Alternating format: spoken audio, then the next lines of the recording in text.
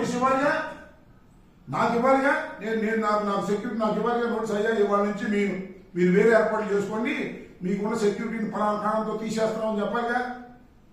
చెప్పుకోకుండా సడన్గా తీసేసి రఫీకి చెప్తే రఫీ వచ్చి కాల్ చేస్తే ఏమైపోవాలి? This is logic. దుర్మార్గం. చంద్రబాబు నాయుడు గారికి కక్ష ఉండొచ్చు, నా టైంలో జైలుకి వెళ్ళాడు కాబట్టి, మా నాన్న జైలుకి వెళ్ళాడని లోకేష్ కక్ష ఉండొచ్చు. అయ్యో డీజీపీ గారు మీకేం కక్ష అండి? నాకు అర్థం కాదు. ఏమండి ఐజీ గారు మీకేం కక్ష అండి? మీరు ఇవాళ IPS officers, Indian police service, ఈ రాష్ట్రం వాళ్ళు కాదు. మీకేంటి అసలు నోటీస్ ఇవ్వకుండా ఒక ఎక్సీఎం యొక్క సెక్యూరిటీని, దట్టు జెడ్ప్లస్ సెక్యూరిటీని మీరు హఠాత్తుగా విత్డ్రా చేసుకోవడం ఎంత దుర్మార్గం అండి.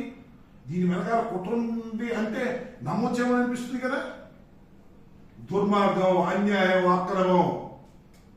ఖచ్చితంగా ఎప్పుడు ప్రశ్నించాలో, ఎక్కడ ప్రశ్నించాలో మేము ప్రశ్నిస్తాం. న్యాయస్థానాల్లో ప్రశ్నిస్తాం, ఎక్కడ ప్రశ్నించాలో అక్కడ ప్రశ్నిస్తాం.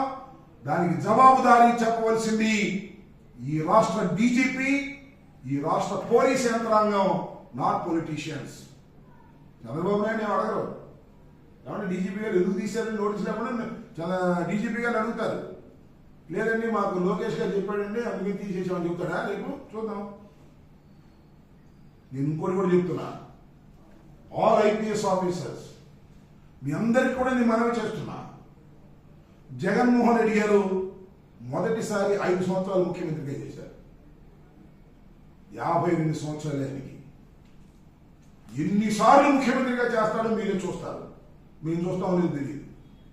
నేను ఐపీఎస్ ఆఫీసర్ ఉంటుంది వాళ్ళు చూస్తారు. ధర్మం కాదు ఇది, అన్యాయం.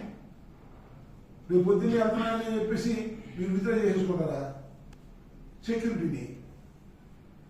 రేపు ఆమె కేసు పెట్టారండి ఊని అనుకుందాం నారాజు ఏమని, మీరు ఎలక్షన్ కోడ్ను ఉల్లంఘించారని కేసు పెట్టారు నా మీద. విచారణ చేసిన తర్వాత వీళ్ళు ఎలక్షన్ కోడ్ని ఉల్లంఘించలేదని కొట్టేశారండి. అప్పుడు ఏం చేస్తాం? కేసులు నిలబడుతున్నాయా? ఎన్ని కేసులు పెట్టారు ఇప్పటికి? నిలబడ్డాయా? రాజశేఖర రెడ్డి గారి మీద కూడా కేసు ఉంది ఎలక్షన్ కోడ్ను సంబంధించి. అవి నిలబడతాయా కేసులు?